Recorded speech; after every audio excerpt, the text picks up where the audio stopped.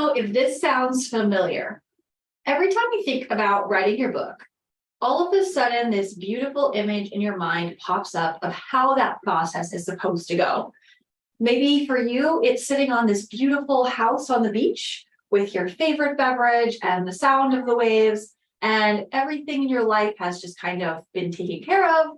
And you sit down for a few hours, maybe over a weekend, and you knock out your book. Maybe for you, it's that belief that all the other things in your life that are going on, like the distractions and the to-dos and just all the chaos of life, that all those things will kind of fall into place, and then you'll finally have the space and time to sit down and actually focus on your book.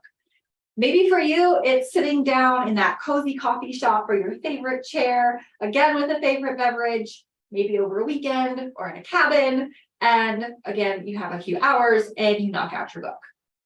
Can I just do some myth busting? None of that is real. That's like in the catalogs or the movies or maybe even in your favorite novel, but that is not reality of book writing at all.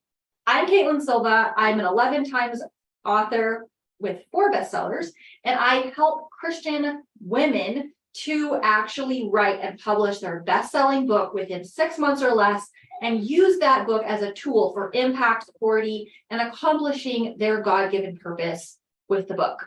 So after having actually written 11 books and counting, some under a pen name for the last few years, the reality is that writing a book is not something that's going to happen someday when all of everything is just right and all the things fall into place.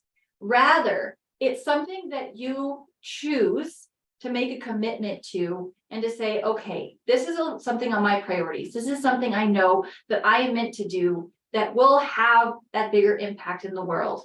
And so I need to look at how I can be intentional and take one step at a time to accomplish that goal and get there.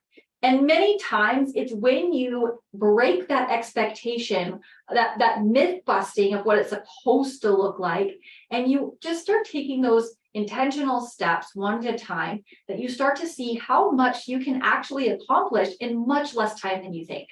I have other videos on how to make time and how to map out your process and how to get clear on your content. And so I'd love for you to follow along or comment below if you'd like to check out those other videos. But the most important thing to realize is that that idealistic vision of what it should look like to you is a total myth.